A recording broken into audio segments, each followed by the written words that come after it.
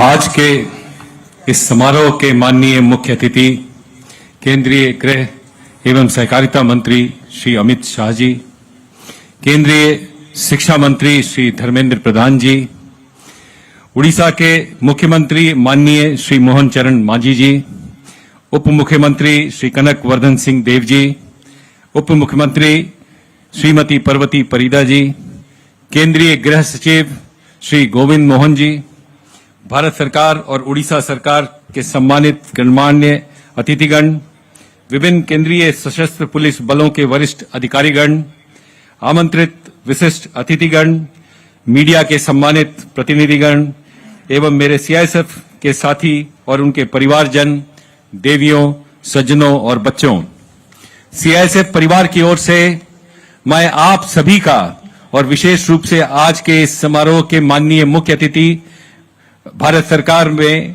माननीय गृह एवं सहकारिता मंत्री श्री अमित शाह जी का मुंडली के इस प्रांगण में सीआईएसएफ के 57वें स्थापना दिवस के ऐतिहासिक अवसर पर हार्दिक स्वागत एवं अभिनंदन करता हूं। महोदय, आपने अपने अत्यंत व्यस्त कार्यक्रम के बावजूद आज इस समारोह में अपनी गरिमामयी उपस्थिति हम सभी के लिए अत्यंत गौरव और प्रेरणा का विषय है। महोदय, आपके दूरदर्शी नेतृत्व और सतत मार्गदर्शन में पिछले कुछ वर्षों में सीआईएसएफ की भूमिका और प्रतिष्ठा का में उल्लेखनीय विस्तार हुआ है।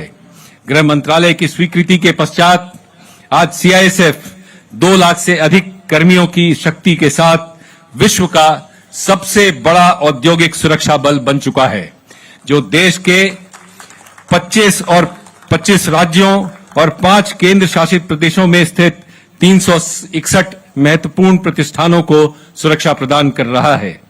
महोदय, गृह मंत्रालय ने सीआईएसएफ को अनेक अहम जिम्मेदारियां सौंपी हैं।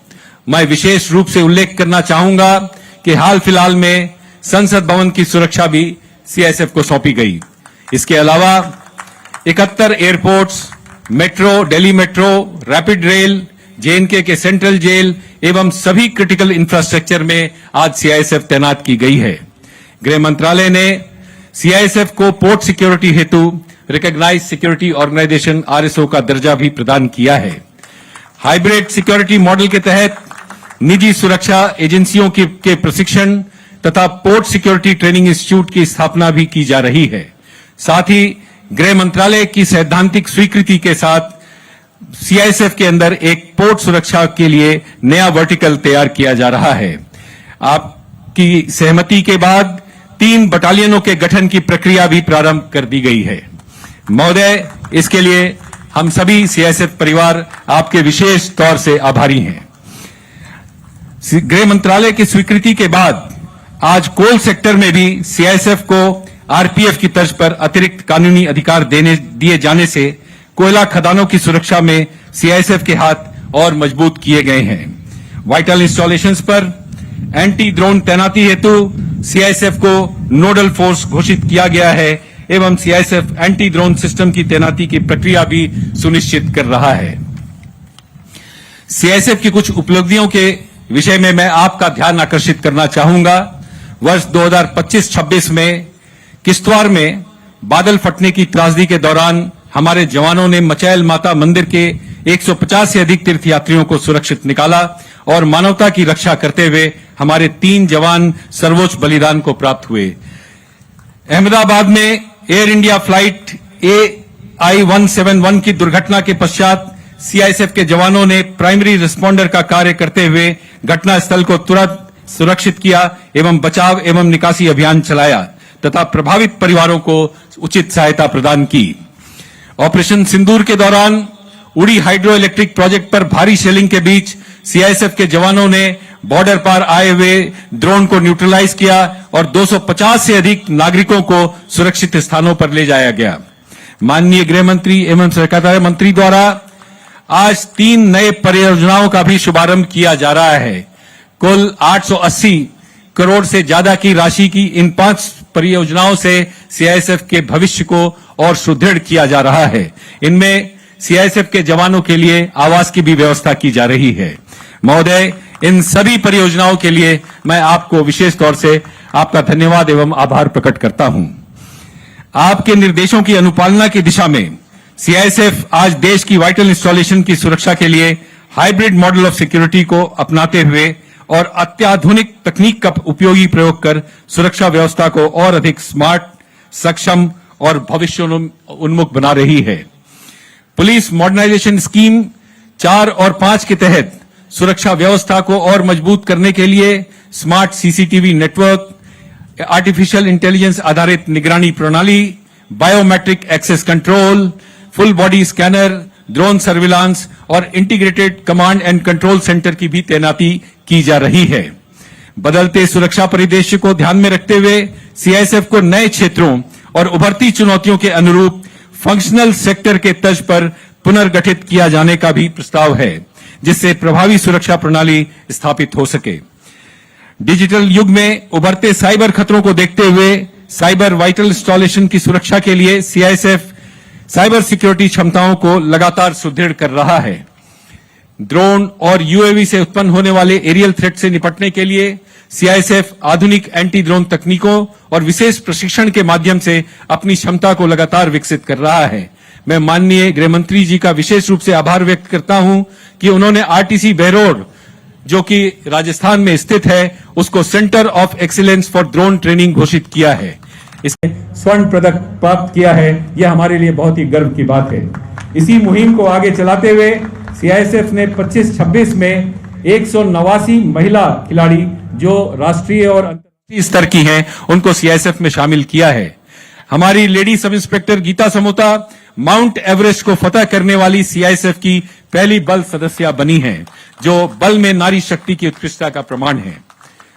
महोदय, मैं आपको बताना चाहता हूं कि सीआईएसएफ ने खेल के क्षेत्र में भी उल्लेखनीय उपलब्धियां हासिल की हैं।